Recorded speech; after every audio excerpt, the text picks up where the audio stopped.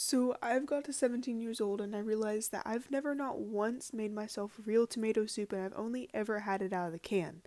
After I tasted some canned pizza sauce and I realized that it literally tasted the exact same as canned tomato soup, I realized, ayo, I gotta make this by myself, so I did that today. We start by prepping for the little stir fry. I put some olive oil in the bottom of a pan and I cut about 12 little grape tomatoes. You can use any size tomatoes you want. Next up, peel 2 to 3 garlic cloves and just chop them roughly. We're going to blend this later, so you don't have to worry about this. I just did this so that they'd cook quicker. After you throw that in, it's time to move on to the onion. I just used 2 shallots. You can use any variety of onion that you want. This is just a kind of throw it together soup. I roughly chopped them into little chunks and like before and just threw them in. And I turned up the heat so that they'd start cooking. I cooked them for about 5 minutes like this. I stirred about every minute, just letting them simmer and release their juices.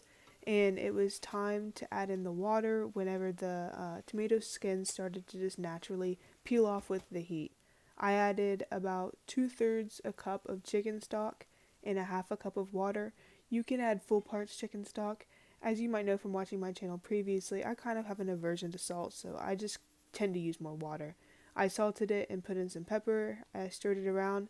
I turned the heat up to high and let it boil for maybe about like a minute just to get everything all cooked through, and then I turned it to low and let it just kind of sit there and simmer for about 15 minutes. Now, if you're seeing this hand mixer and you're immediately clicking off of this video, please don't. You can just throw this all into a blender and blend it up, or a food processor and blend it up if you want. You don't have to use a hand mixer. That's just what I did because it was handy.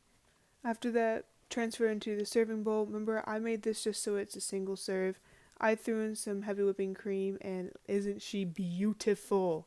This had a depth of flavor that I would have never expected from how few ingredients that I just threw together. All in all, this only took me about 20 minutes to cook and maybe like 5 minutes of prep, so this was amazing and I hope you enjoyed it and I hope you try it.